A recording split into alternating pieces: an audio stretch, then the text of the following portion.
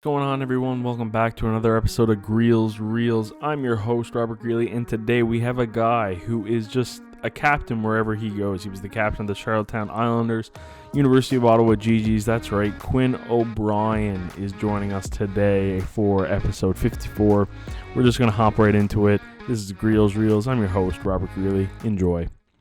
Quinn, man, it's good to see you. It's been a minute. I mean, you've gotten engaged since I last saw you. Congratulations. Thanks. Yeah, a lot of life updates. What else have you been up to? Well, I got a job now, so I'm joined the corporate world, as you could say. So that was a little, not really part of the plan, but that's what I'm up to now. I work at Scotiabank as a financial advisor. Yeah, no, I gotta say, actually, well, for one, congrats on the new job. My mom was actually a financial advisor for Scotiabank for a few years before. I mean, she's still with Scotiabank as a assistant branch manager there now. So I think you're in good company with the employees and the network of Scotiabank. But I did see that Sportsnet article about all that, and I gotta say thanks again because you got one of my photos in the headliner of a Sportsnet article. That was a big one for me. Sweet. I'm glad. Yeah. So that's kind of what you've been tackling now, just what you've been up to? Yeah, that and home renovations. We bought a fixer upper last year, I guess in September. So yeah, it's been ongoing renovations. Like this weekend, I'm starting the destruction of my kitchen, so that our life will be a little bit of chaos for the next month or so until we get that finished. But part of the process. So that fixer upper, that's in your hometown of Campbell's Bay? It's just outside of town, yeah, in another town called Mansfield, Okay, so I what like 10 probably minutes away. okay. Yeah. So yeah, tell me about like growing up in that area, and I'll let you kind of explain it because it's definitely changed a little bit probably since when you were first born, more or less. Yeah, well, I mean, it's a really small, like rural community, I guess you could say. Like there's a lot of spread out towns, like 20-minute drives or nothing around here type thing. Um, I grew up in Vinton, now like not really considered a town anymore because most of its population kind of, there's not much there anymore. It's mostly just farmland.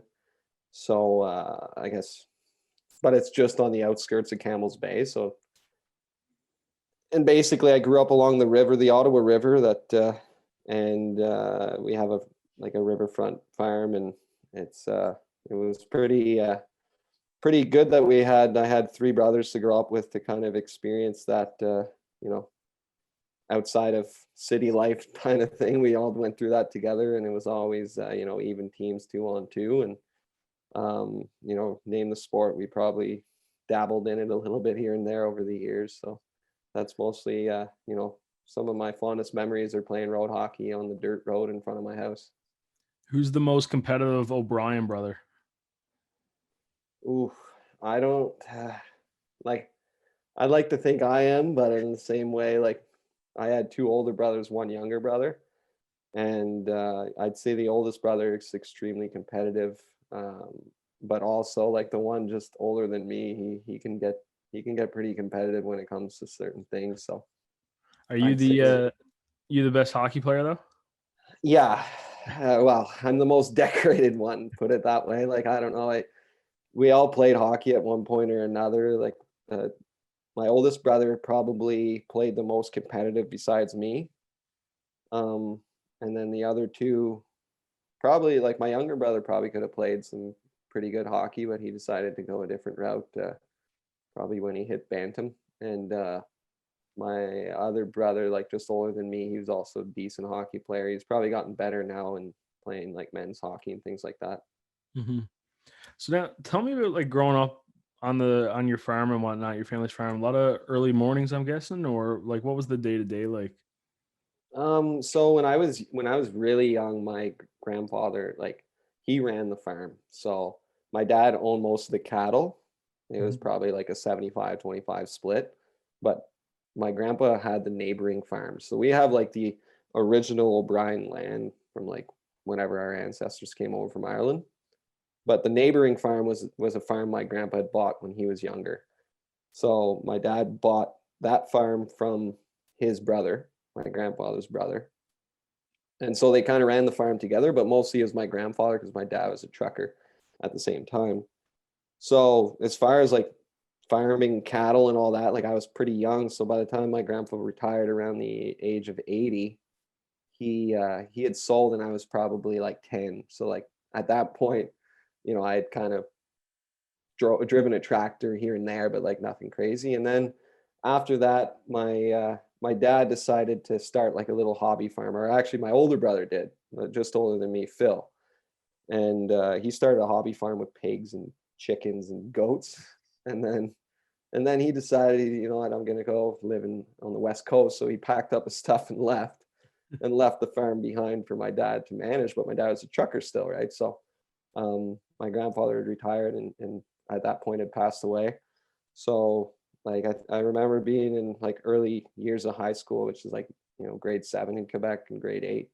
I'd have to get up and go feed these animals at like, I don't know, 5:30 in the morning before I'd go to school every day. Like that was, but I mean, that's part of the fun part for me was that we live like 1.5 kilometers maybe away from the house or from the farm. So that like being so early in the morning, my mom wasn't going to drive me up to the farm to feed these things. So at like the age of 12, I'd get to take the car and go and feed the animals type thing, or 13, whatever it was. So like that was fun for me. But after maybe say the first week, it got pretty old getting up that early and going to fight with the billy goat every day. Like just fun times. I thought you were gonna say that that kilometer and a half was your morning workout and drove you and got you into that the shape to play more competitive hockey. But hey, getting the family car at 12 is pretty fun too. Yeah. Well, yeah, no, I had a different I'd say maybe either before or after I had to do that. Like that only really lasted a year. Other than that, it was just like square bales in the summertime and things like that on the farm just to maintain, and we'd sell most of the hay and stuff. Like we weren't like big time farmers by the time I was old enough to do it. Mhm. Um, but yeah, I know I would I think it was like Bantam or something like that. Um, somebody had told me, or I heard that, this he's not gonna make double A this year. Like he's not good enough or whatever. First year Bantam. Because I hadn't played, like I chose not to play double A in Pee Wee, but in Quebec you don't play body contact till you hit Bantam anyway at the time. I think it's probably still the same now, but don't quote me on that one. Anyway, so I had heard that, this country kid from way out of nowhere, because I had to travel to Gatineau, which is like an hour and 20 minutes away to make Bantam double A. So like that motivated me right off the bat. Like someone said, I couldn't do it. So I used to get up at like 6 and go jog around the block, but a block, like a country block, is like 6 kilometers. So I used to do that. Like it's funny you say that. So that was where I started into the working out, and it just kind of became part of the process. Yeah, no, because I'm always curious with that type of lifestyle. I mean, obviously, we got lots of it out in Newfoundland, and then even, working with some of the football guys who, typically a lot of O linemen. Well, I say a lot, but I've seen a couple O linemen who have come from like the farming background, and they accredit a lot of like their strength and stuff like that to how they spent their summers in like the industry and on the farm and stuff like that. Do you accredit much of it to that in similar ways, or? Um, I I would say yes, just in the fact that like you're forced to use, like you're not like my dad would be like, even if we weren't big into the farming by the time I was old enough to actually be helpful. um, we still had firewood to bring in every year. When I turned 13, I started working for a landscaping company, which was my, family friend for a long time. He had started his own company and he was probably 2, 3 years into it. And then I started working with him. So like I allocate a lot of my, you know, just natural strength from just lifting stones and moving sawdust sod all day.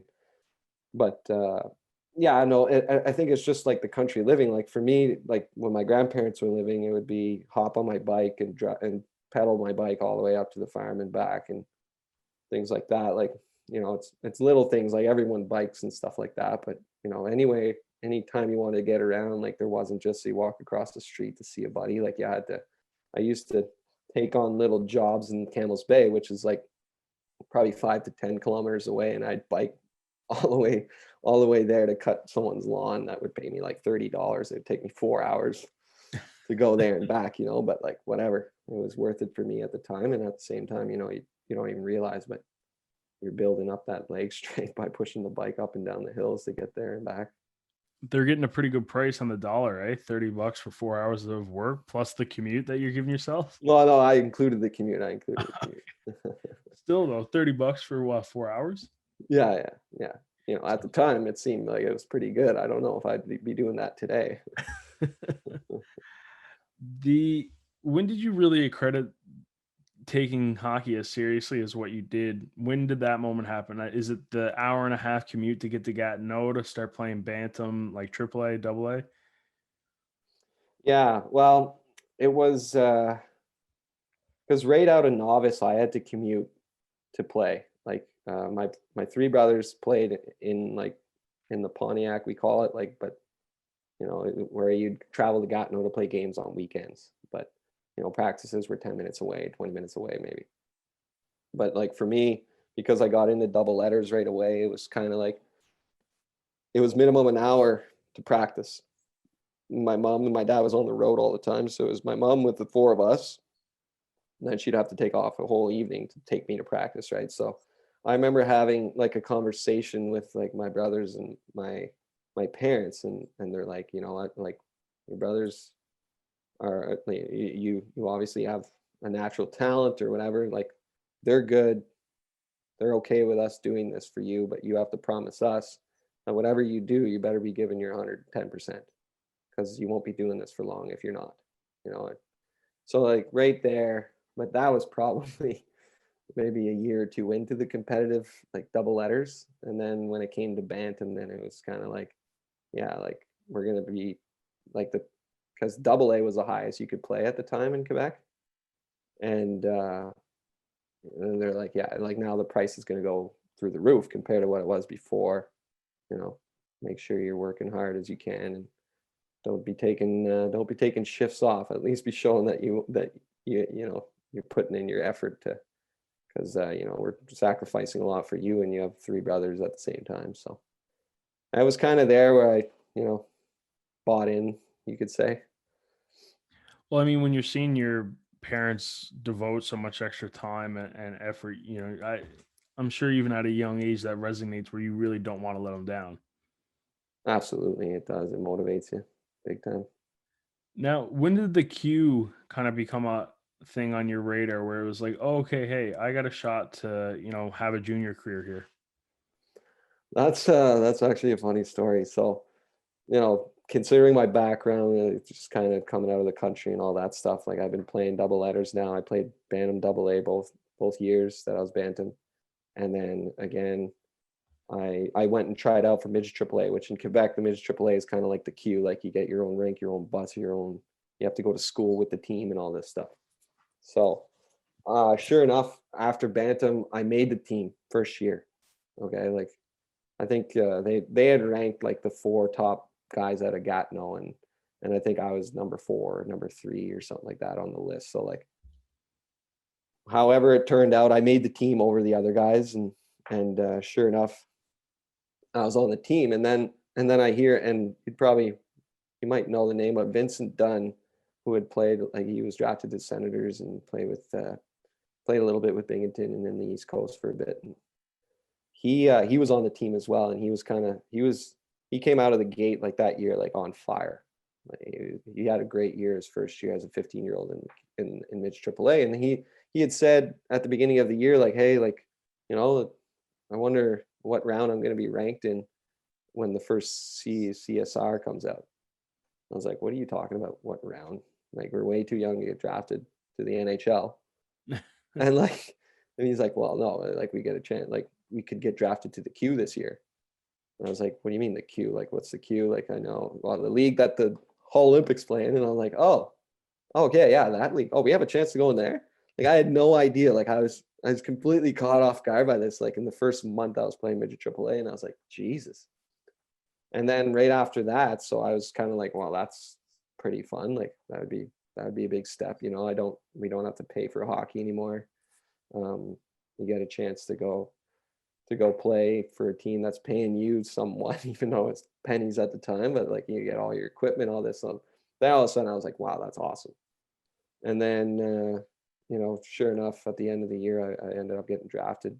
I didn't have a huge year offensively, but I brought certain elements, I guess, to the game that Rouyn-Noranda Huskies was willing to take a chance on me. What do you think are those extra elements? Because I mean, I saw you play for the last 4 seasons at Ottawa, and it's definitely a big attribute is the physical aspect of the game that you bring. But do you think you were really delivering on that still, like at that age? Um, well, like my first year in midget AAA, like this was the third year of playing contact. So yeah, and like I was always one of the bigger guys on the team. So like that was right away, like part of my job, to go out and bring that physicality. Wasn't actually said to me, probably not. Like it was just kind of part of my game at that point. But I think a lot of it had to do with how well I did. Like it's funny, but how well I did in the interview. They had said like after they drafted me that you had one of our best interviews, stuff like that. So I was like, okay. And then I think a lot of it also had to do with the fact that I'd played a lot of PK throughout the year, and I was sound defensively and all those kind of elements. And then I think that, even then I didn't wear a letter my first year midget AAA, but there is that leadership aspect too that I think and add that all together with my size, and I guess I was worth taking in the as a 15-year-old. So you mentioned the interview. I'm curious, what in the world are they asking you at 15 years old? Well, like so like for my counterpart Vincent Dunn that I mentioned, like he was getting interviews. Like he went in the first round that year.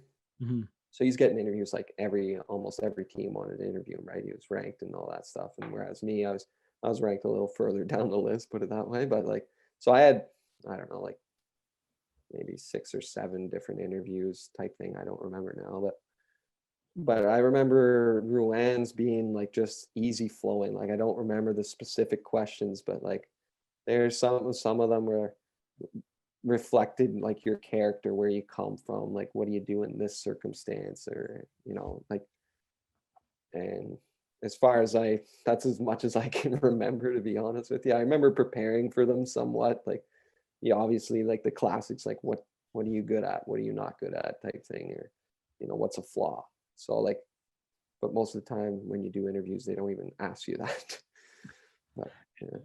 So when the Huskies do call, what's the initial reaction? What were you doing? Were you like sitting around like waiting and like going through it? Were you out fishing?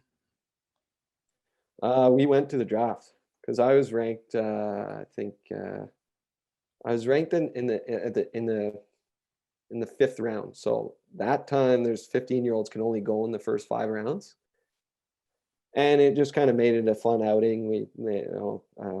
My now fiance I was with her at the time, and her family came, my family all came, and we just kind of went to the draft, and I was kind of just hanging out, waiting for my name to be called. And in hindsight, it would have been really crappy if it didn't work out. It was in Victoriaville, the draft that year.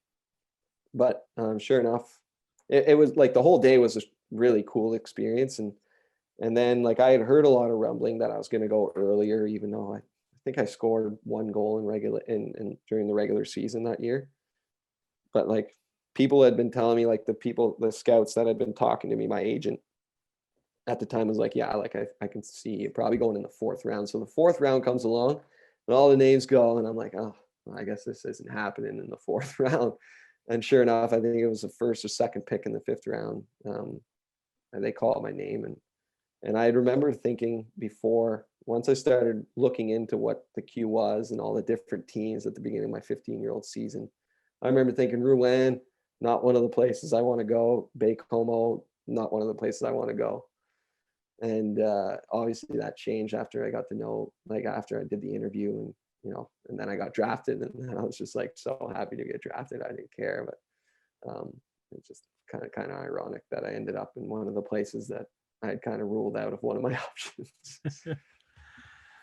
It's funny too, because looking back on it, I don't know how much you really recognize with like the guys that you're around, but we just had Sweens on and we were chatting about that 2011 draft.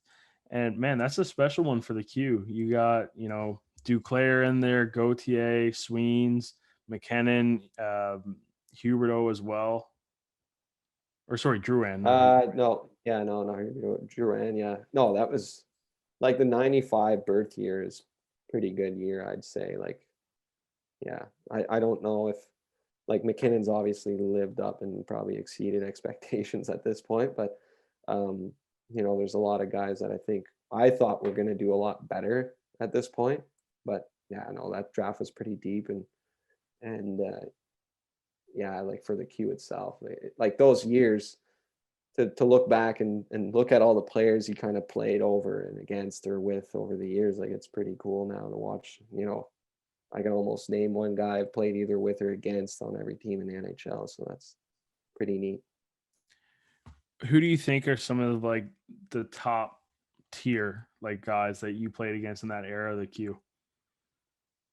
Well, played against, like I played with Kucherov, right? So like that was probably the best player I played with, or probably skated along on the same ice with. But McKinnon is definitely up there, and yeah, like it's probably Nick McKinnon or Cooch, But then I remember we played my first year as a 17-year-old. We went across the river, I'd say, or the border, and played against some teams in Ontario. And this young guy, a 15-year-old, exceptional status, named Connor McDavid, played on the other side, and we didn't think much of it at the time, but we won the game 7-2, and I think he had 2 points in the game or something like that. And I got my first fight in that game just for fun, and sure enough, Connor McDavid's Connor McDavid, as you know. But yeah, I don't know. I'd like Cooch, definitely one of the better guys. Drouin at the time was unbelievable. Like he was probably a better junior player than Nathan McKinnon was. Martin Ferk was another guy. I remember all the guys on Halifax because we lost to them in playoffs that year. And another guy like was on my team was Sven Andrighetto. He was really dominant junior. And then yeah, Duclair got really good as the years went on. Ehlers, he was a really good player as well that I got to play against. He also played in Halifax, ironically, but yeah, like I feel like I'm definitely missing a couple guys, but definitely some names to remember there. Well, yeah, I mean that, like I said, that time span in the queue was just so impressive, right? And I'm curious to almost live through what it was like to play in those games, because it's pretty cool, right? Like you mentioned, going up against guys like McDavid and seeing how like careers unfold and everything like that. Now we'll kind of dial back and go right into the Huskies, and when you get there day one, drafted as a 15-year-old, your intro into junior hockey. How did you really develop and tune into that style of play? When I went there as like my first training camp as a 16-year-old, I went there with like nothing to lose, right? Like I was a 5th round pick. I was the last pick at that draft. They didn't pick anyone after the 5th round, so they had 7 picks in that draft. And like we had like a little dinner afterwards, and they'd said, "This is the team we want to build around, or this is the draft we want to build around to go for the President's Cup." And like part of that draft was John Sebastien D. Remember him? Say the name again. GSD. Like he scored a lot of goals. But anyway, like he was one of the guys in that draft that ended up scoring like he scored 49 one year playing with Cooch, or I think it was with Power, Marcus Power, a fellow Newfoundlander. Yeah, no, you're beat me to the punch on some of these, because I obviously I got to throw in some Newfoundland stuff, so I'm curious what Power was like. Yeah, well, he's one of my best buddies actually. But yeah, so I get there and 16-year-old, no holding back. Like I didn't get in any fights or anything, but I stayed right to the last day of camp. And it was me, their second round pick, and the 16-year or me, their second round pick that had stayed that long. And JSD had made the team, and so did Reggie Bois that was also drafted. He was a Rouyn-Noranda native. But yeah, so I stayed to the last day. Thought maybe, wow, I might actually, I got a chance to play in a couple games, threw a couple good hits against Valdor. Like I'd played some pretty good hockey, probably over the ability I thought I was going to be able to do on my first time. And then sure enough, they cut me on the last day. I go back home. They're like, yeah, we're going to send you back home. You're going to, develop some more offensive side to your game. And then we'll bring you'll be on our team next year. So sure enough, I go back, play Midget AAA again. Probably right around, I'm starting to hit my stride. I think I'm just over a half point a game. Like I'm really starting to play better. And because I got off to a slow start, and then sure enough, messing around in practice, I take a flip and go like hands first into the boards and turn my wrist into an S. Like it's just shattered, like the radius bone or whatever. So that pretty well ended my season. I came back for like the second part of the playoffs, like not the main part that if you lose in the first round, you're out, but the second part where I think we had a good run that year. So like my offensive upside I was supposed to be building got delayed by quite a bit. And then, so going into my second tryout, which they had told me you'll be on the team and all this, I don't know why I had trained too hard in the summer. Like I was exhausted going into camp. I think, like looking back at it, like I remember thinking like I don't feel good. So sure enough, like I'm going through the motions, I'm doing drills and stuff, and I'm terrible. Like I can't even make a tape to tape pass in some of these drills, and I'm like, this is like not me. Until Connor, Frank, as if I'm forgetting, he's a PI. Connor Cameron. Connor Cameron was the assistant coach at the time. He comes up to me and he's like, "Man, I know you're nervous, whatever. Like, just relax. You're part of our team. Okay, like just go out, do your job, and you'll be fine." And then that kind of relieved me a little bit. And I don't know why. Like I say, I was exhausted, and it must have been because of that. Like I never really had that experience of feeling I wasn't good. So sure enough, I played in a couple of exhibition games. I think I got my first fight um, against McDavid's team, and sure enough, I made the team, and the rest is history. I played half the games before Christmas till I kind of finally figured out how to play the game, which for that year, playing with guys like Kucherov and Sven Andrighetto, like it was, or GSD or Marcus Power, like these are all good players that were on our team that year, and I knew like to stay in the lineup what I kind of had to do. So come the Gatineau for a hometown game, I fought the heavyweight on the other's team and never missed a game after that. Who was Yeah. the heavyweight on Gatineau? At the time, it was Derek Shepard. He actually went on to have a pretty sweet university career. But at the time, he was a forward. Like he had a great career in university hockey in Canada as a defenseman. But at the time, he was a forward bruiser. So he asked me to fight, and I was like, "Yeah, that would be great for me. That would be great for me." Yeah.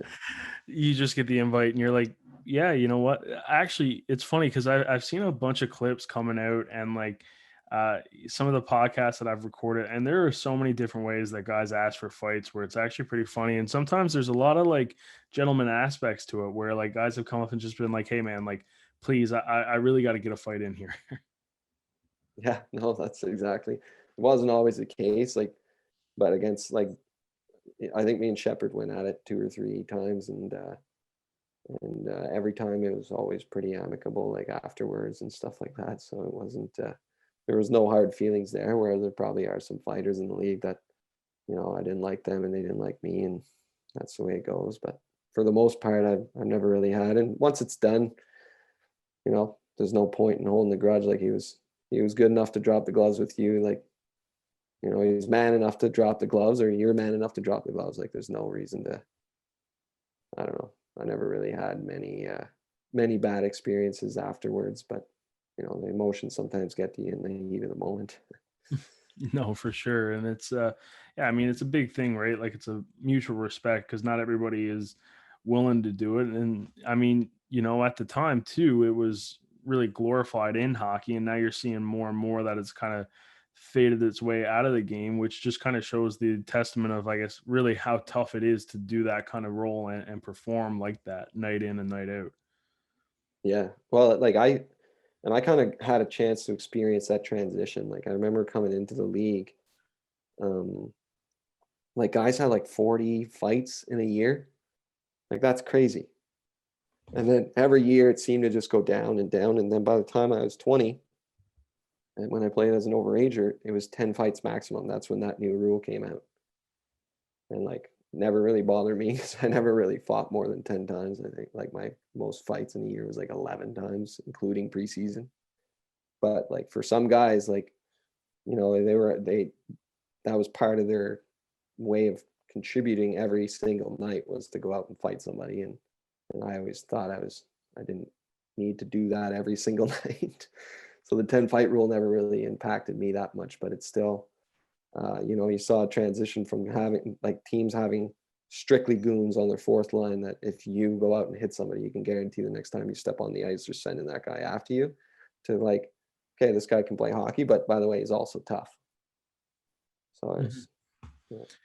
No, it's an interesting aspect of the game, honestly, from just how it's developed in the history. Because I know even now too, there's the fighting rule for the Q is even more intense now. I forget what it is exactly, but I know they've developed it over the years. Now, when you're getting cut from the Huskies and breaking your wrist and whatnot, and things don't seem to really be going your way, how are you dealing with that mentally and combating that to just try and remain positive so you can get back into the shape and then make the team and play with guys like Kucherov and Power and so on? Um, yeah, like for me, when I ended up breaking my wrist, it was, it was definitely bad timing because it's my 16-year-old year. The Huskies are having a rough year.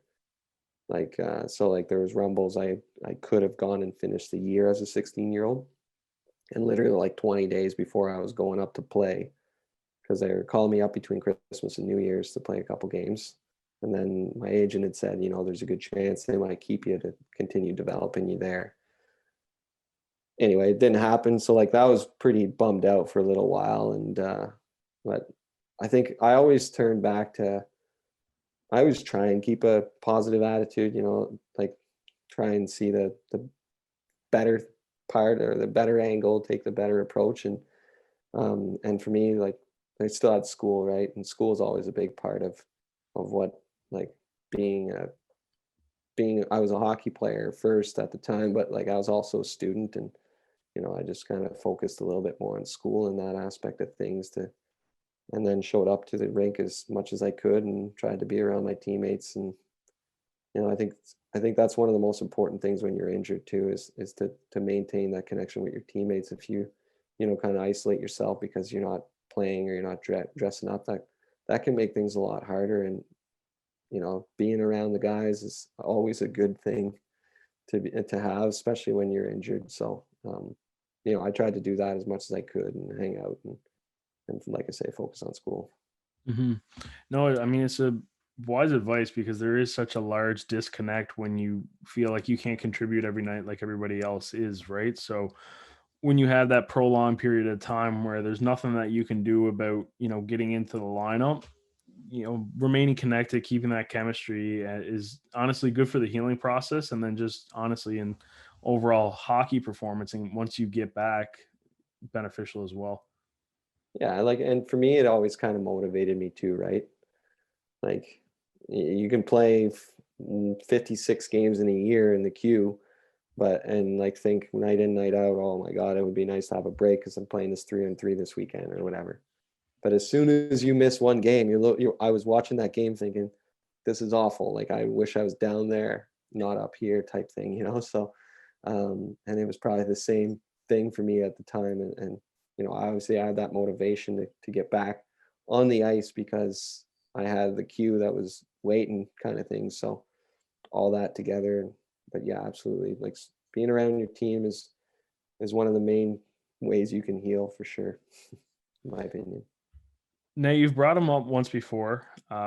Marcus Power, Newfoundlander, brought this province its first provincial hockey championship, which was a huge moment. But yeah, tell me a little bit about him and playing with him at that Q level.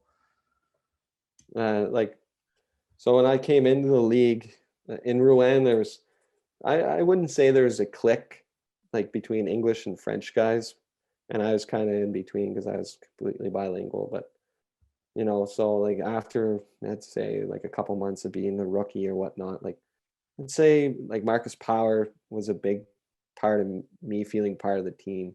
Like he kind of, him and my other buddy Dylan Fournier, who's actually former number 1 pick to the Q. They just kind of took me under their wing, and I got to hang out with them all the time from like Christmas on type thing my first year, and developed like a pretty good friendship with the two of them. And Marcus had one of the billets, like an English billet, which is pretty rare in Rouen. And like, you could go hang out there anytime. And it was kind of like doors open. And by the way, here's some cookies that we just baked. So like, and then, just get to hang out. And then, and Marcus, like he's a true Newfoundlander, right? So like we'd have our little watering hole that we'd go to. And at the time, we also had Liam O'Brien on our team, and he was another guy that took me under his wing too.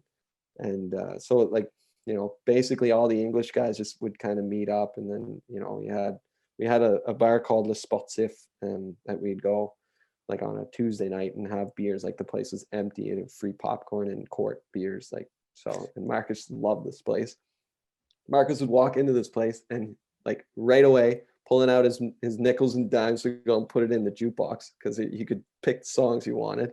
And like that, he loved this. So then he'd go there and then he'd get more change, put it in the pool table, and we'd be drinking quarts and playing pool for like, we're 18 and 19. Man, having a time. He used to say, having a time. sounds like a pretty good evening, honestly. Yeah. No, that matches up with what a lot of Newfoundlanders like to do to spend their evening for sure. I'm even getting a little excited and antsy when you're saying it. I'm like, oh man, yeah, putting some quarters in a jukebox and putting on a good tune sounds pretty great right about now. Yeah. No, those are good times, man. Like obviously the on ice stuff he was great player. Like I think in my second year as an 18-year-old in the league, I which I look back at and I think that's probably my best year, but it was definitely his best year. I think he put up like 109 points. He was neck and neck with Anthony Mantha though the entire year. So that was pretty cool. I think he was a 20-year-old, so he would have been 19 my first year. Mm-hmm. Yeah, because I think we only played 2 years together, if I'm not mistaken. Yeah, no, because that's got to be a big thing for the development. I mean, not only are two guys with good characters kind of taking you under your wing and kind of showing you the ropes of the Q, but it's two dominant players that you can learn a lot from. Like you said, not everybody puts up 100 points in a year. No, and Dylan, like Fournier was probably like one of the best defensemen in the league. Like he could move the puck well. He was a good skater, but also like I say, like I had to mention Liam because Liam had the same name as me. First of all, he was from Halifax, so like there's no relation, but we both played similar styles, so he had a big part in like who I became as a player as well. But yeah, no, like just getting a chance to hang out with older guys like that on the team too when you're a rookie, like it was definitely part of me, making my experience better and feeling more comfortable around the team. And I think they, helped a lot for me to have the year I had as an 18-year-old, which, it's not phenomenal stat line, but it was my best stat line. And, I had firsts of everything that year. I think I had my first Gordie Howe, and I had a natural hat trick in one of the games, which is, last thing you'd ever expect. And Marcus Power's first ever fight in the Q, that game he got in a fight, I had a hat trick. So Can you imagine? roles reversed. Yeah, exactly. Everyone would always chirp Marcus because he'd never gotten in a fight. And he was 20 at that point. He's like, I gotta get one. I gotta get one. And then sure enough, he fought like I think it was some European defenseman on Shikutami that year. What It was sparked fun. it? What sparked that fight? Do you I remember? think it was just there was a mix up behind the play and something had happened and I'm not sure. I think Marcus might have even asked for it. But it was something that like a scrum behind the play, and then sure enough, they were fighting in the corner. It was pretty entertaining. So with the Huskies, you got to also see, Nikita before the world has really kind of seen what dominant force he is in the NHL. Did you realize that he was going to have that kind of impact on an NHL franchise? Um, so when we got him, it was because Quebec City had 3 European players and could only dress 2 every night, and their third player they had Grigorenko and Sorensen, a Swede and a Russian. Sure you've heard of probably Grigorenko for sure, and Sorensen was another guy. And then they had Nikita Kucherov sitting in the stands recovering from a shoulder surgery and hadn't really let him play yet. So sure enough, Andre Tuingy, that was the GM and coach of our team, had a good relationship with Patrick Waugh, from what I understand, who was GM and coach of the other team of Quebec City Ramparts. They made this trade happen. Like it was like I think a straight up a second round pick, and from us to get Nikita Kucherov from them because they couldn't play him or whatever. What a trade! We get this guy, and I remember I was scratched that one of the first games because it happened earlier on in the year, and I remember sitting in the stands, and we were all like, I wonder what this Cooch guy is going to look like. Like he was nothing crazy in practice. Like you knew he was skilled and all this, but most European players are skilled, and then when it comes to games, sometimes they're either good or they're not. Like it kind of depends on game to game. Sure enough, face off in the offensive zone. I remember like it's like a picture in my mind. He's on the wall, and the puck gets pushed to like his side on the wall, and he comes out like he's so like undercover speed, or I don't know, just he read it perfectly, picks it up and goes right below the goal line, dekes out the defenseman, cuts right back in front of the net and almost gets one right away. We're like, whoa, this guy's good. And then sure enough, like him and Sven Andrighetto just started feeding each other. Like I remember because then after Christmas, like I was saying, I was always in the lineup, but I wouldn't always be playing. Like I was in the lineup, but you know what I mean? So I'd be watching, and like I remember sitting on the bench and watching him sauce the puck from like one side of the ice to the other in a no man's land. And Sven like coming out of nowhere, picking it up full speed and going down. Like I'd say he was underrated, yes, but the upside that he had, like he made our team so much better. And yeah, like I think I saw him doing good things in the NHL, but to the extent he has, pretty hard to tell that like at that point. But I knew he was going to be a dominant player regardless of where he played. It's just his hockey sense and like the way he saw the play was too good to, for junior, let alone we see it now in the NHL. Hmm. Yeah, you're sitting on the bench watching those sauce passes to nowhere, just being like, "Oh, okay, yeah, that's why I'm sat here, right?" Yeah, exactly, exactly. Just getting learning. He used to chirp me all the time too, because like I say, like I was always like this work hard guy, like I took the gym really seriously, probably way too seriously in hindsight. Like I probably should have put more time in on the ice than off the ice. But and he used to chirp me with his Russian, like he had a Russian accent at the time, and he used to say like doing your warm up that serious is not going to make you better on the ice. So why are you doing it like that?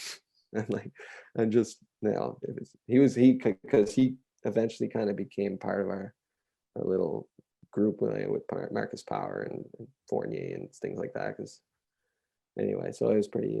He was a pretty funny guy. You mentioned, Tournier, the Bear. This is a guy that I've gotten to, kind of witness him coaching, obviously with the 67s. I'm curious, what was it like, being with the Huskies?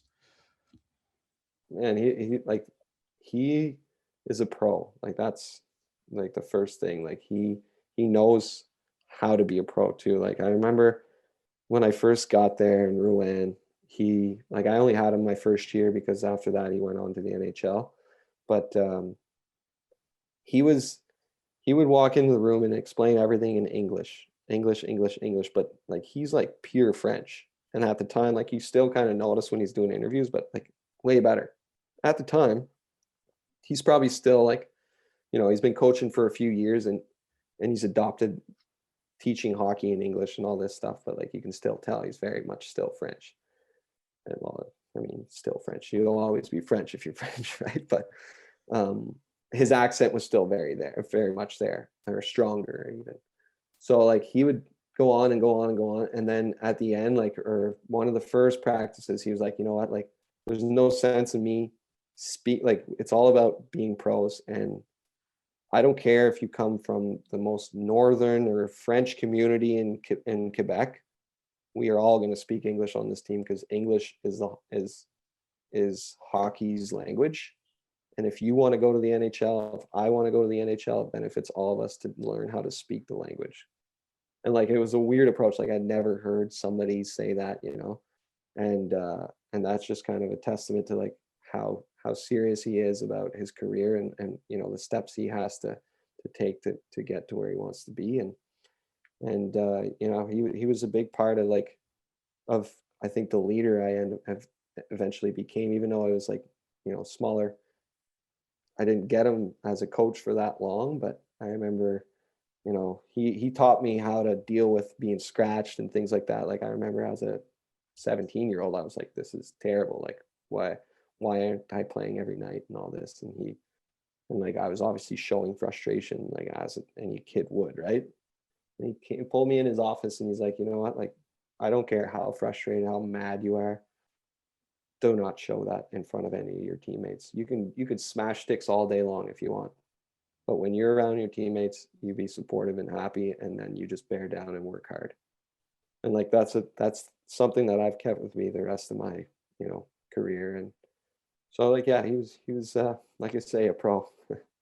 No, it's interesting, what you mentioned with, speaking English, and yeah, like Tournier is very much French, and that's his first language. And I think that even shows too just how much he cared in like all of your development, because yeah, once you make it to that NHL locker room, like, a lot of times in those Q locker rooms, yeah, it could be majority French, and everybody speaking French, but for the most part, when you get into those NHL locker rooms, it's very much English is going to be how you communicate on the ice, I guess. So, by making sure that all you guys can really get that language down at that point in your junior career, maybe, sets you up better for when you get in those Anglophone English locker rooms, so you can communicate and perform and exceed in that demographic, more or less. Yeah, no, yeah, it was it was so true, and it was kind of eye opening to see like a guy that, like you say, like his first language was French, and you could tell every time he spoke in English, but he was dedicated to the process, and so and obviously it's paid off. Like since then, he's gone on to he went to the NHL with the Senators and with the Avalanche, and then he went to Halifax. He was there for a bit. Like that's pretty English, and now he's in Ottawa. But good for him. Like, and then obviously he got to coach World Juniors this year. Too bad the result wasn't what all the Canadians were hoping for. But um, he's definitely done well. hmm I'm curious now, because we've mentioned a lot of great names, and Powers had the success winning the ECHL championship. Tournier with his gold and his silver, Kucherov with the Stanley Cup.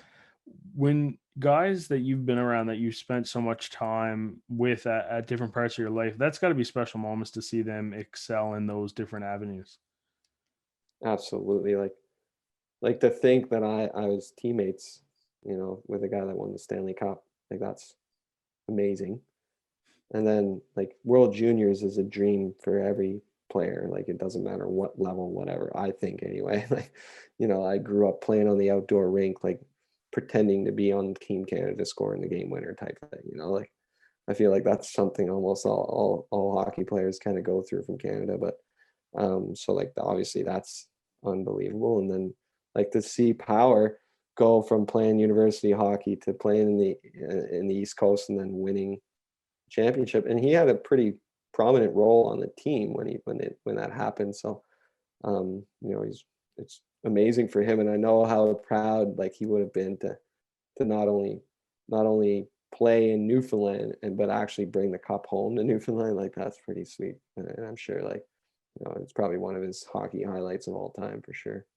Man, it was incredible. Like I had no role in, for the most part, I've only been to one Growlers game, and that was after they won the championship because, just living away from home. Hmm. Following along that provincial run, that run from away and seeing them cap it off and win the Kelly Cup, dude, like that was so special. Like there's been so many years where, you grow up a Fog Devils fan when they were playing in the, in the Q, and Yeah. they didn't bring any championships home. And I mean that's still not even pro hockey, but then you just go through the whole cycle of, oh hey, we have an organization, we have an affiliate here, it's there for 2 years, they go away, right? Then there's like this 5-year gap, and then another organization comes, and now it's like, okay. And, one year, I think it was Winnipeg's farm team, or because they were both called the Ice Caps, Yeah. Winnipeg's and Yeah. Montreal. One of them made it to the finals, and they lose. And it's just like, oh, like, but to have that happen, and man, there was a bunch of Newfoundlanders on that team too that did it, right? Like you got Marcus Power, James Melindy, Adam Party. I'm definitely O'Brien was another guy. Yeah. Yeah. Yeah.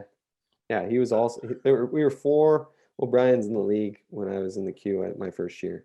Yeah, All spelt the same way, all from different provinces. And eh? three of them on my team. Like we were three on our team. Yeah.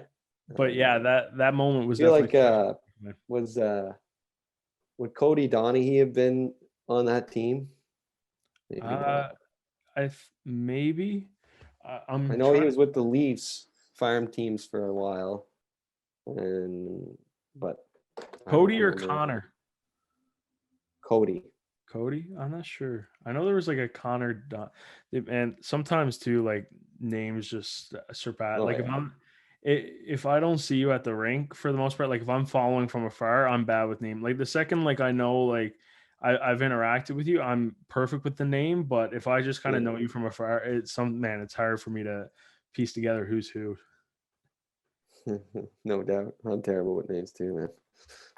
The Now, the Huskies give you the intro to the queue. You have some great years. You get to play with, incredible guys who are teammates and stuff like that. Now, uh, you know, for the most part, you can't get out of hockey without, getting traded once, or signing somewhere else and having to go to a different group. When you get shipped and, you're headed to the Islanders, like what's the initial reaction there? How are you dealing with that after all the life lessons and the memories that, you had accumulated over your time with the Huskies? Um, well, like the process of getting traded to Charlottetown was something that was in the works. Like I was I was supposed to get traded my second year in Rouen, like my 18 year, the year like probably like I had the most fun, I had the best year like on the ice and things like that. But like at Christmas, we went after Jack Nevins, who was the captain of Charlottetown at the time, and I trained with Jack in the summer, and like we were kind of like we were buddies, and but I knew that we were gonna go after Jack to bring him in to go for the cup. We had GSD, Matt LeMay, and Power all playing like some pretty good hockey, and we had some solid D men, and so we were gonna try and make a push. So we went and got Jack Nevins, and one of the conditions on the first deal was to trade me away,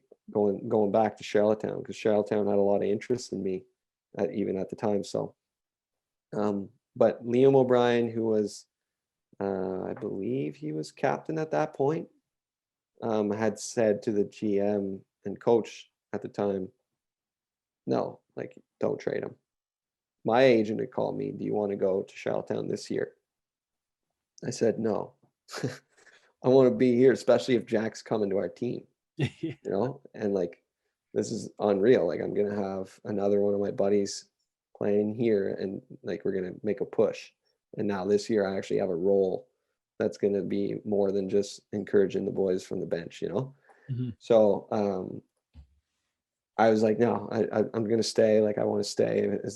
Can they make the deal happen without me? And then sure enough, they made the deal happen and I stayed. But then in the following year, Charlottetown had been in conversations throughout the summer trying to get me, but I was 19 at this point, and then I was named assistant captain at the beginning of the year as a 19-year-old. And then as the year kind of progressed, I was having an okay start. Like, I not quite the offensive output I was hoping for going into a 19-year-old season, but then again, in hindsight, like, I was never an offensive guy to begin with. So, um, but and then sure enough, Christmas comes along, or not far before Christmas, and like, I'm starting to think, okay, well, my agent's been still in contact with Charlottetown, Like, Grant Saunier was the GM at the time, and he was always interested. He always wanted me to, kind of make the decision to come play with his team and get out of Rouyn. But then I was like, well, I don't care. Like, I don't really want to leave the Huskies, but if they're not going to commit to me as a 20-year-old, you only get 3 per team. And I was kind of doing the math. There's other 20-year-olds that they could be keeping. And sure enough, so I went and I just had a man-to-man conversation with the GM, and I was like, listen, like, do you have plans for me for next year? At this point, it's trade deadline. Like, you could get, we could make a deal happen where, both parties, I know Charlottetown's interested, or I don't even know if I said all that stuff, but I remember asking him, are you going to keep me as a 20-year-old? Because if not, then I'd like to, hear other options of teams that might be willing to. And he's like, no, like, I don't foresee keeping you on our team next year. I was like, oh, that sucks. But then sure enough, we made the deal happen, and I didn't even play, I think, the last game before Christmas because the deal had kind of happened, but I had to wait till the deadline. And sure enough, I was shipped out to Charlottetown PEI to go and play with Ross Johnson and the Big Bad Islanders. Man, that takes a lot though, as a 19-year-old, to walk in that office. And I mean, that's a grown man sitting across the other side of the desk and you looking at him and being like, hey, like, straight up with me right now, do you guys want me here next year? Like that, man, kudos to you. That's not an easy conversation. No, it wasn't. It wasn't a fun one either, but um, at some point, as much as I wanted to be a Husky my whole junior career, right? But at some point, yeah, I could kind of see it in the cards that maybe that wasn't going to be an option for me. And kudos to them too, because they went on to win the President's Cup that next year.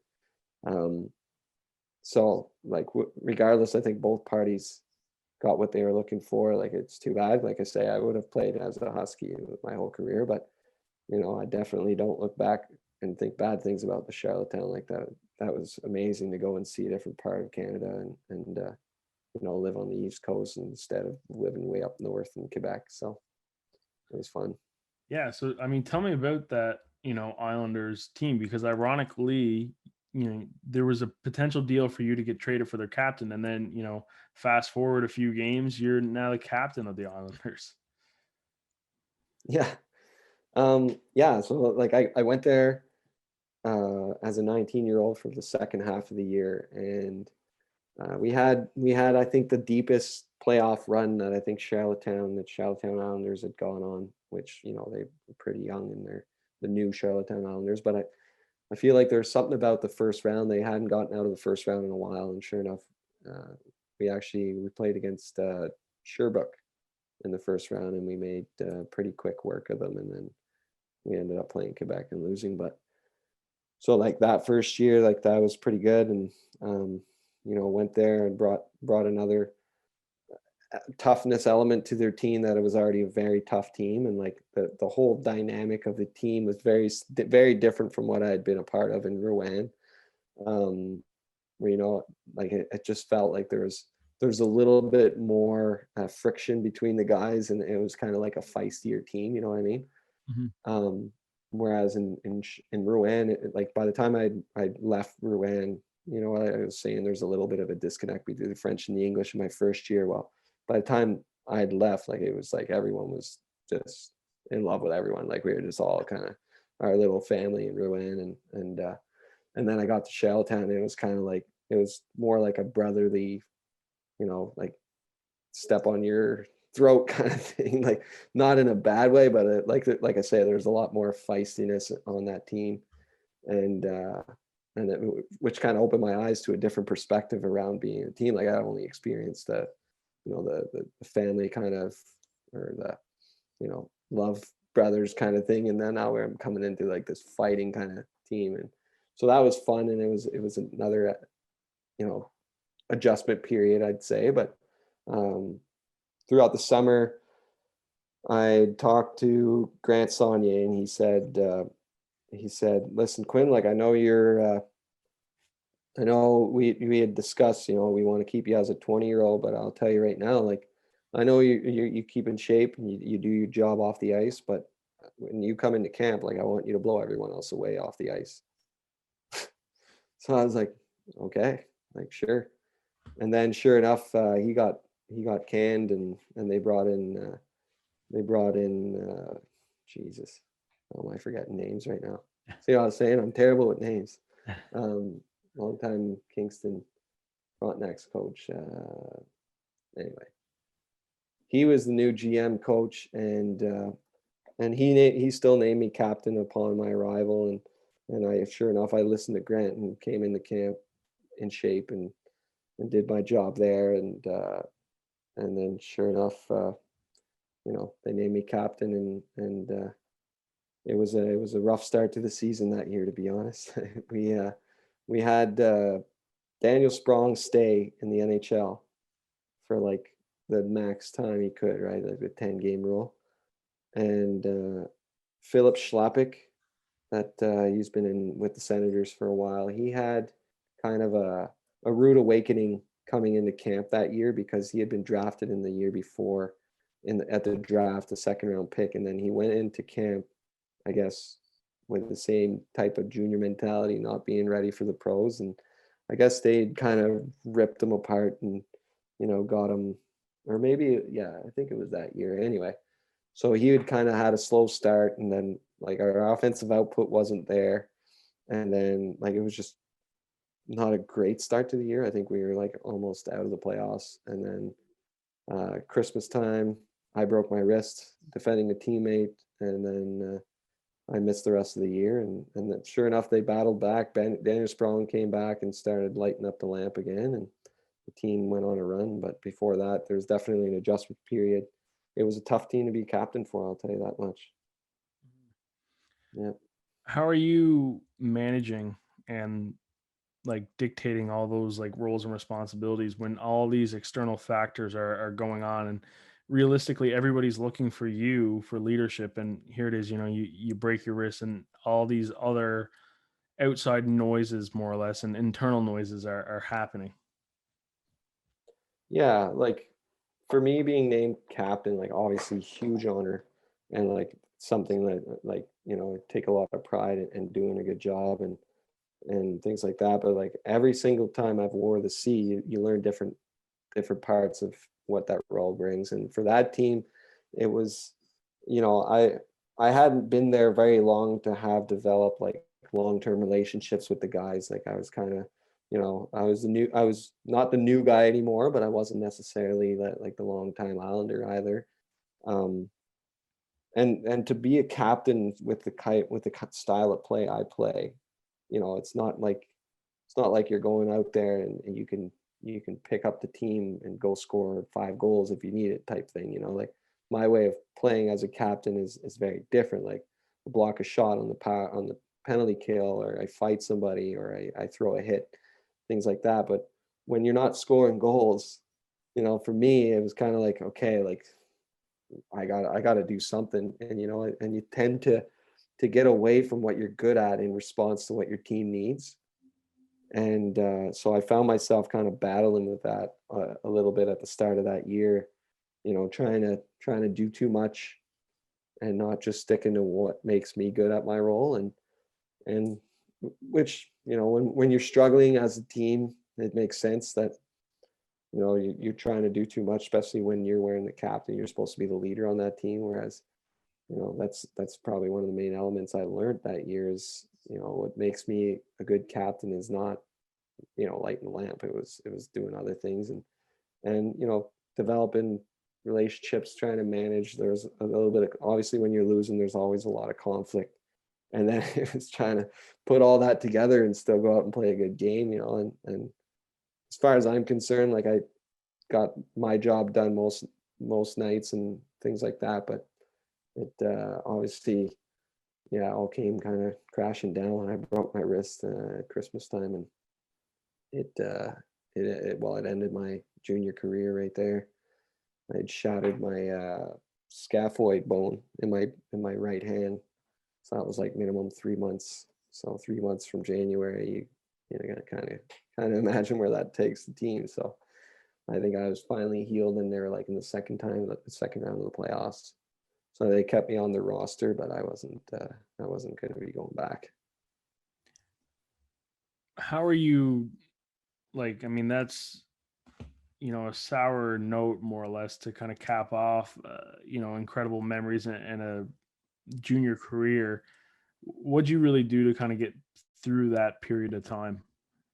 Because I guess even Um, too, like you're questioning more or less like the opportunities for the future at that point. It's like, oh, like, am I going to sign a pro deal because my wrist is broke now, or can I find or commit to a school? Like, is the school going to want me? Like, there's all that stuff too that you're going to have to deal with. yeah, well, exactly. So like, yeah, like that is something like that was a tough year. Like not only did like I feel like as as a captain, like I say, as proud as I was, like I felt like I had to do more, so that was stressful. And then I started talking to schools and all this stuff, and I talked to Pat first, the coach at U Ottawa, and I talked to UPEI and a couple other schools around the East Coast, the Maritime Division, and but then most of those conversations went really silent after I broke my wrist. And I remember having one conversation with I think it was SMU, and I was like, yeah, like I'm not sure if I even want to go to school right away. Like I might, try out playing in the minor leagues and things like that, and kind of depends on what happens with the rest of the year. And because at that point, like I said, we were struggling, but we were right on the brink of kind of doing something good. Like we were kind of getting through the growing pains of the new coach and the new systems and the new way of acting for the guys that were there for a long time. And but then all of a sudden, I break my wrist, and I'm shipped out of PEI back home to the back roads of Campbell's Bay, um, with my mom that had just gotten hip replacement surgery. So we were both at home every day, and I was still in school, so I had my university courses to do online. But um, besides that, like it was weird because then no more calls came from the Maritime Division for CIS at the time, and the pro discussions were pretty well. They never really happened at that point, but they weren't going to happen either at that after I break my wrist. So then, I had to try and stay positive. But like I said, like you said, it was definitely a bitter ending to what was a great and a fun part of my life and playing junior. But um, yeah, I just kind of dealt with it. Like I say, I went back to school, focusing on my school, and I didn't have my teammates to lean on this time because I was so far away. So that was a little harder. And but got time to meet back up with some long time home friends that I'd been away from for a while. So I got to meet up with a lot of them, and obviously my fiance now, and she's always been supportive of whatever I get into, and so she was a big part. But she was also away for school, so it was kind of it was tough. But sure enough, got into some conversations with some schools, and I ended up ended up all right in the end. Well, I mean, hey, that's got to be such a surreal and nice and almost like a sigh of relief moment when you more or less sign that commitment to the University of Ottawa. Yeah, absolutely. Yeah. Well, it wasn't that smooth. Yeah, like the signing with Ottawa was I don't know if Pat's ever told you that story before, but I had actually committed to Three Rivers first. Yeah, I correct me if I'm wrong, but I think it's what you were getting ready to go to Trois Rivières, but then your fiance she got accepted in the U Ottawa, and after being so far apart, you guys wanted to come together and be in the same city for once. Yeah, so like I had done French school like my whole life, like everything, even though I'm probably still, or even at the time I was still more English than French, but I gotten through French school. So I was like, you know what, like that opens a lot of doors. Wherever you decide to go to school and get your master's, I'll follow. But you have to pick a school that has a team. Mhm. But like, I mean, I couldn't really dictate that because she went into speech therapy, like, or speech language pathology they call it. But so like one of the only options for that was Ottawa and Trois-Rivières, and then I think there was one in Montreal as well. But she had gotten a chance to go to Trois-Rivières first, like she was going to be on, like, in that program at first. And so like I had already kind of started talking to their coach, and then we had kind of verbally agreed, okay, I'll come. But he wasn't in a rush to send me any papers. I'm sure, like, for his team, he doesn't lose many guys, I don't think, once they've committed, right? Like, it's always been a pretty prestigious program for, like, especially Quebec foreign players and things like that. So, but then all of a sudden, like, Erica gets 48 hours to decide if she's going to come to U Ottawa. She got accepted. Tuition's like way more. Like, it's like Quebec and Ontario schooling is way more. It's way different, right? And then I'm like, wow, like, do you want to be in the middle of nowhere in Quebec, or do you want to be in Ottawa near our families? Like, for me, it didn't really matter because I was gonna get a lot of my schooling paid for to begin with. But and then I think she preferred to be close by as well. And sure enough, she made I made the call to Pat to say, hey Pat, like, I've kind of reconsidered, like, I'd really like to come, and like all the things you offered me, would they still be on the table if I decided, I'm going to come to Ottawa? And he's like, well, I thought you were going to Toronto. And I was like, wow, that's complicated. Like, she's now accepted at U Ottawa, so I would like to come to U Ottawa if you. He's like, well, okay, first of all, did you sign anything? I'm like, no, we've verbally committed. He's like, well, you're going to have to make a phone call. That's not going to be very fun for either of you, but if you want to do this, your spot's still open here if you want it. So sure enough, another crappy conversation with a coach or potential coach at that point.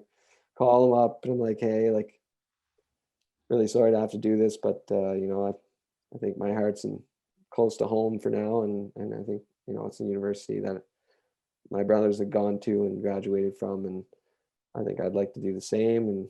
And at this point, I got to do what's best for me, and I think that's my option, or that's the option I'm going to go towards. And hopefully there's no hard feelings. And he's like, no, I completely understand. Like, their coach was really uh, like, he was fine with it, and he was pretty understanding, and he was like, no, absolutely, like, if I were you, you ought to do what's right for you at this point. You don't owe any of us anything at this point. But so he was like, best of luck, things like that. And You then didn't you didn't ask Pat to get you out of that phone call, being like, "Hey, like Pat, why don't you do me a solid? Why don't you give him a call and tell him you're poaching me?" yeah, well, yeah, that's never really been my style anyway. Like, if I'm in a jam, I got to get myself out of that jam. But and I don't think he would have liked to have made that conversation. I think No. I think he was longtime buddies with their coach, or they played either together or against each other over the years or something like that. So there is definitely already a relationship there that I'm sure he wouldn't have wanted to say, like, hey, like, I just talked to Quinn O'Brien. He wants to come to my team, not yours now. Like, that would have been a tough one, I'm sure. So I'm glad I did it myself. Yeah, no. Well, I mean, it's definitely a character trait that you've held a lot of. And I mean, so now you get to U Ottawa, you go through the seasons, you're developing now as in terms of your academics and on ice. Again, you get to see, which I think is just a testament to really how you've played out a lot of your career and the actions that you've done, right? Like going into the GM's office with the Huskies and laying it down like it is, dealing with that control chaos in PEI with the Islanders, and now even that difficult situation of trying to commit and make a decision with a longtime partner, and unfortunately having to backtrack a little bit with Trois Rivières. Yeah. Yeah, no, like to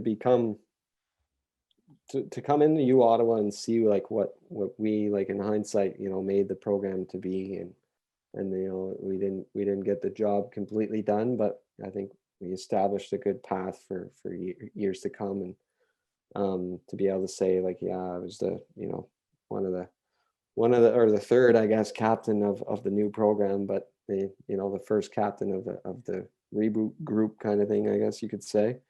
um it's definitely a very, very, I'm very proud of it, and it was an honor to become a captain with guys that you know I had been with for 4 years or 3 years before it, and that, and so it was, yeah, it was great.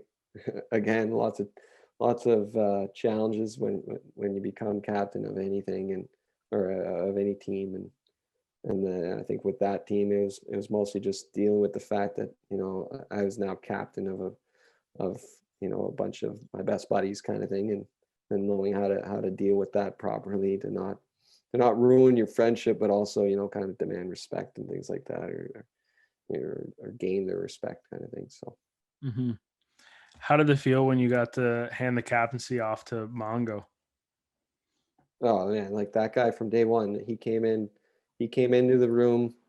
He's composed. He does his thing. He's a natural leader. Like when it comes down to it, he kind of reflects a lot of things that I take a lot of pride into, which is like he takes off ice very serious. Like he was one of the only guys that you walk into the room any given day, like he's not just sitting there shooting the shit. Like he'll be sitting on the ground rolling or stretching something and talking and hanging out with the guys at the same time. Like and though that's all kind of character or ways of doing things that rubs off on people. So to be able to give the C to a guy like that I'd seen, and then obviously his on ice game kind of speaks for itself. He works hard, and he at both ends of the ice, and he's willing to do whatever it takes, and he's kind of shown that, and especially in the last year that we had together. And yeah, no, he's definitely, the program's in good hands with him as captain.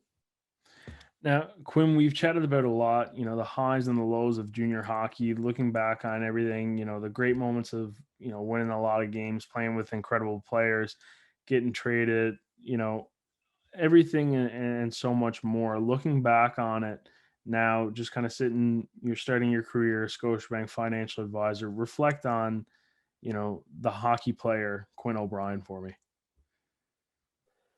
Oh man, like what a run, what a run that I'm so grateful for. Like this is like hockey's provided me with so many life lessons, and just like the idea of getting knocked down, but you keep getting up kind of thing. Like even this year after COVID hit and all that good stuff, like I'm supposed to be playing in Scotland right now, but now I'm working a bank job, but I think that's one of the, as a hockey player, you learn how to kind of roll with the punches. At least I did. I think I was like I was mentioned, like I was never one of the most skilled players on the ice, but I always kind of did what I had to do to stay and be relevant on every team I played, and whether that was putting in the extra hours off the ice, whether that was you know putting in putting in time on the ice as I got older to try and maintain and get better, and yeah, like it's just something that hockey it's hard to walk away from for sure. But it's something that I can only look back and smile. Like even, Charlottetown, or the way things ended in junior, like that's crappy. Or um, or the way things ended at University of Ottawa was, kind of good, but kind of not so good, because he never really got a chance to show it at the last ever tournament. But um, yeah, as a hockey player, I think just grateful would be the best way to describe it. All the great relationships you discover, all the good life lessons you learn. I've definitely seen a fun side of the game, and seen some crappier sides of it, but for the most part, it's been a heck of a ride. What's the future hold for Quinn O'Brien? What are you looking forward to in the years coming? Well, first things first, I'm looking forward to get my kitchen figured out, because, like I say, it's chaotic right now. But we're trying to set a date to get married, and um, hopefully within the next year. But who knows with COVID, right? And um, you know, obviously, hockey's taught me that I seek that kind of competitiveness. So being in the finance world now, I got some hopes and dreams for that, to do well in that, and to work hard to get to where it has to be. And so yeah, like for now, I guess it'll just be taking on the corporate world, I guess you could say. Yeah. Man, honestly, I'm excited to see what you're gonna accomplish in that realm of things, because, like I said, it's definitely been a pleasure, just watching you over the years, and the leadership and the capabilities. And it's even nice too, because I don't think this is probably the longest we've ever chatted for. We get the couple 5 minutes, hey there, and things like that, right? And kind of get the quick updates, but to really kind of see like the whole journey of Quinn O'Brien, it's been a pleasure, I must say. Yeah, man. Well, it's like you brought up some pretty fun memories tonight, so this has been fun for me too. It's thanks so much for doing this. It's been great. Yeah, no worries. This is hey, the part of the show where, I just hand it over to you. It's your podcast now, whatever you want to chat about, life lesson, childhood story, literally whatever you want, man. It's take us home. It's all yours. I don't know. I've always heard you and Cody Drover had a pretty good relationship growing up, or you knew him before you came to U Ottawa, right? Like I No, remember. not even not even. We like so more or less I worked as like a freelance reporter for the papers in this like district, right? So Okay. university student, try and make a couple extra bucks and whatnot. Being away, you couldn't really write stories as well as you could unless they were in front of you, right? So I reached out and was just like, hey, there's a Newfoundlander up here playing at my school. Like I can, definitely, reach out to him and get a story written up on him and stuff like that. So they were like, yeah, sure. And, got my introduced myself to Cody, got my $50 or whatnot for the story. And I mean, definitely got a good friendship out of it. Cause yeah, I mean, being from Newfoundland, you really bond with guys when you're away and stuff like that. And it's always nice that, we're you almost don't have to explain yourself when you're doing like certain slangs or talking about specific things for Newfoundland, right? So we definitely bonded over that pretty quickly, I must say. Yeah, it's funny how that works. Like when you come from a small area, or like a small community type thing, like you know, even at university, going to Ottawa, you're not that far away from where I grew up, but you meet up with somebody from your area, even if you've spoken to the guy, or maybe you just know of them. You Hmm. meet up with them in person, or you meet up with them in a foreign place. You're like, hey, how's it going? I know you, right? Like that's probably. I always thought like the way you guys kind of. I guess I remember going to a football game or something like that, and you would kind of call them out in the crowd, and then it was like, hey, like it seemed like you guys were buddies for a long time. But I guess it makes sense, because, like I say, like if I can be in Ottawa and meet up with somebody from the Pontiac, and it's just like, hey, like it's so nice to see you, but I've only seen him or talked to him once in my life.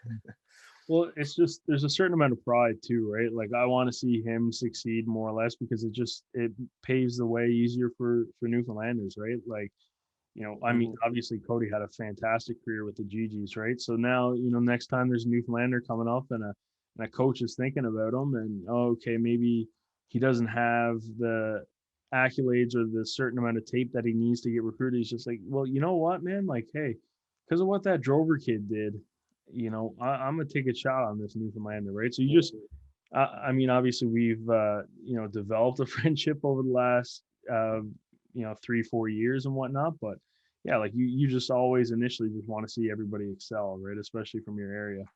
Yeah, well, that makes sense. Yeah, for sure. Um, Speaking of which, like I don't really know much of where you're from specifically, but like so I know it's my podcast now, so I'm asking you questions like whereabouts. Like I've been seeing a whole bunch of wicked pictures you've been putting on Instagram, but um just kind of give me perspective. Like I know there's a Saint, like I know St. John's Hmm. is on like the other side of the rock, but like Yeah. where are you in comparison to that? So you know where Drover's from? Grand Falls, right? Yeah, like that's kind of far away from St. St. John's. John's as well. Yeah. So I'm right in the middle. Okay. So yeah, I'm about 2 hours in from St. John's. It's Clarenville. So funny Okay. enough, the big senior hockey rivalry in Newfoundland is like the Clarenville Caribous versus the Grand Falls Windsor Cataracts. So me and Cody definitely talk a lot of shit going back and forth there on that one. Just who's got the leg up in the senior hockey realm of things. But yeah, so I'm essentially my town. So the pictures and videos that you're referring to, like my town is nicknamed like the Eastern Hub. So it's like a bigger population, like there's 6,000.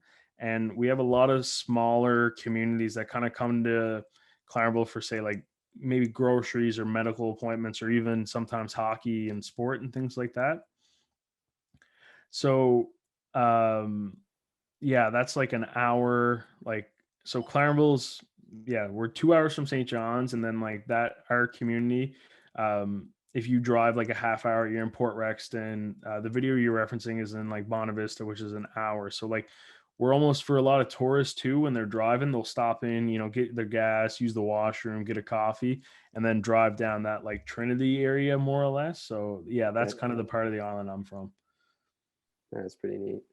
Yeah. That's So pretty neat. And yeah, that's another thing too. I guess the senior hockey's a huge thing there. I remember our coach in the first year, our assistant coach in the first year of university in Ottawa was Lozone.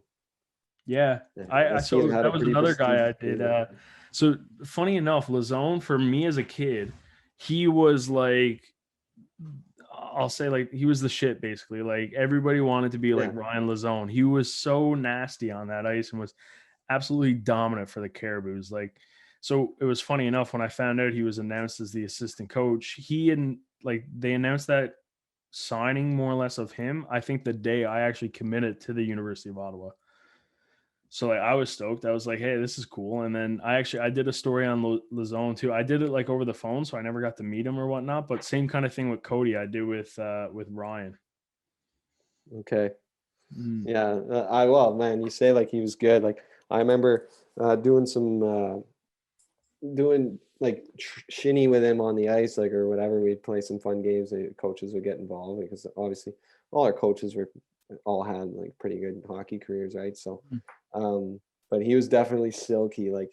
And then Drover used to talk him up big time, like Losey's sick, man. Losey's sick. I remember that. And then like when we actually saw him play, like he played with us a couple games or whatever, like in practice, and he was definitely somebody to be praised. Like it just seemed like he was just so smooth, such a good player.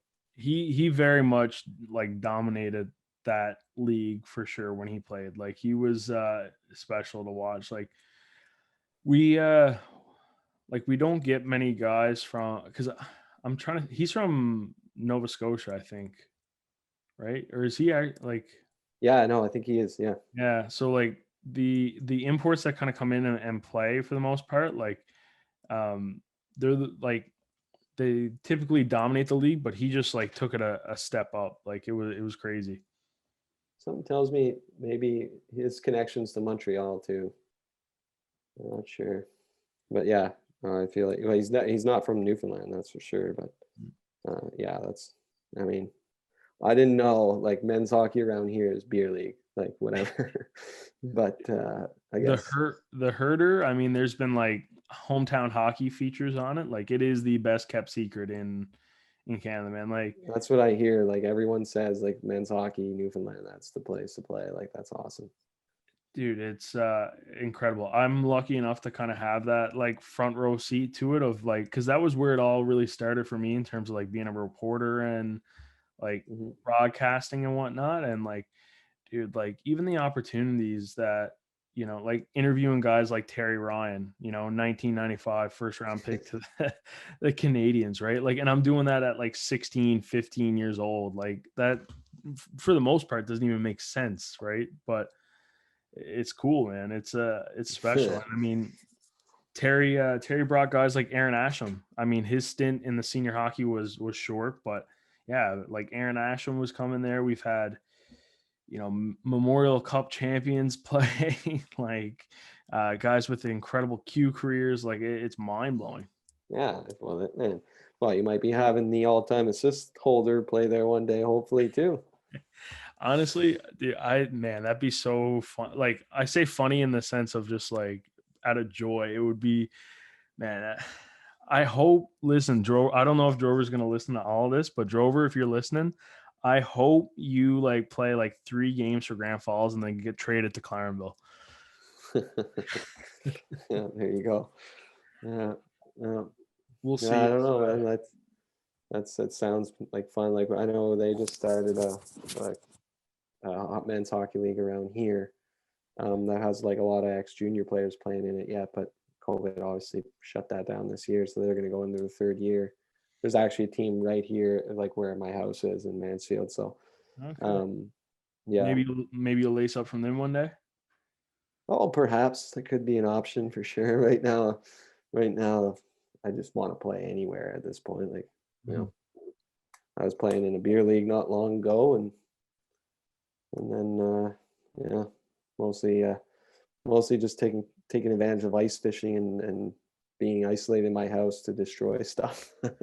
You know what's funny? I texted now just because we've been talking about Drover. So I texted Drover and I said, like, I'm chatting with you tonight. What should I bring up? He goes, haha, oh geez. Quinn loves ice fishing and beers more than the average man. Well, they go hand in hand. You got to indulge when you're out on the ice. Like, you know, it makes it because ice fishing realistically, you're sitting pretty still over a little hole. You got to pass time with maybe a couple beer here and there. And then obviously with COVID too, there's not much else you can do. So, scrape off a little spot of the ice if you want to go for a skate and watch your tip ups. Hey Quinn, man, this has been great. I appreciate this chat, man. It's been a lot of fun. Yeah, man, no, this is great. And like you say, it was nice to catch up too. See a familiar face from the good old days, I like to call them now. All right, man. Take care. Thanks, you too, man. All right, that's it for this week. Hope you guys enjoyed the episode. Make sure to leave us a review, share this episode with a friend if you really enjoyed it, and hey, in the meantime, stay best kind.